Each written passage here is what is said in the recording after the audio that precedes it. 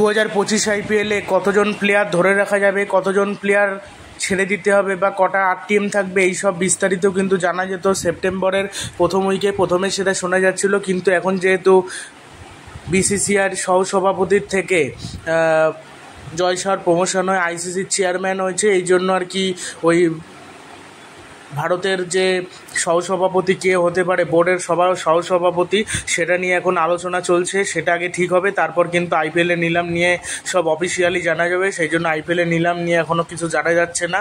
আইপিএলের নিলাম নিয়ে এই মাসের শেষ দিকে হয়তো জানা যেতে পারে, সেটা আর কি সূত্র মারফত জানা যাচ্ছে।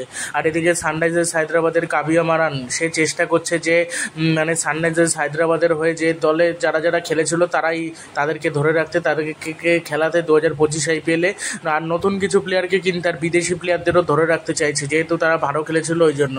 আর রাজস্থান রয়্যালসের কুমার সাঙ্গাকারার সাথে কলকাতা নাইট রাইডার্স আলোচনা করেছে যে কোচ হিসেবে, মেন্টর হিসেবে তাকে যদি নেওয়া যায়, কেন সে নাকি রাজস্থান রয়্যালসের হয়ে খেলতে রাজি না বা কোচিং করাতে রাজি না।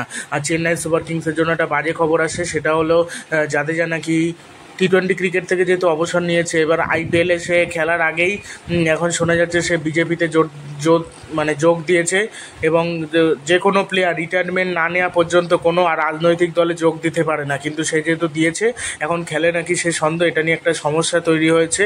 এবং IPL-ও খেলবে নাকি বা ভারতের হয়ে আদৌ খেলবে নাকি, সেটা কী করে খেলবে, এটা একটা সমস্যা। কেন সে যেহেতু বিজেপি দলে যোগ দিয়েছে, এবার মানে যে কোনো রাজনৈতিক দলে যোগ দেওয়ার পর মানে রিটায়ারমেন্ট নেওয়ার পরই যোগ দিতে হয়, নাহলে দিতে পারবে না। এবার যদি সে রিটায়ারমেন্ট নিয়ে নেয় সেটা আলাদা বিষয়, বাট রিটায়ারমেন্ট আগে নিতে হবে, তারপর কিন্তু যোগ দেওয়া সম্ভব হবে। আর ঋষভ পান্ত তো বিভিন্ন ঘরোয়া ক্রিকেটে ভালোই খেলছে, ঘরোয়া ক্রিকেটে মেরে ব্যাটিং করছে, পুরনো যেরকমভাবে ঠিক মেরে ব্যাটিং করতো ওরকমই কিন্তু মেরে ব্যাটিং করছে, অনবদ্য কিন্তু খেলছে, এই হলো ব্যাপার। কিছুদিন আগেই কিন্তু রিঙ্কু সিং বলেছিল যে আমি RCBর হয়ে খেলতে চাই, কিন্তু এখন সে বলেছে আমি সারা জীবন কলকাতার হয়ে খেলতে চাই, এবং 55 লাখ টাকা আমি যা পাচ্ছি এতেই আমি খুব খুশি, এমনটাই কিন্তু বলেছেন রিঙ্কু সিং। এটার পর ধরে নেওয়া যায় কলকাতার হয়ে খেলবে সে।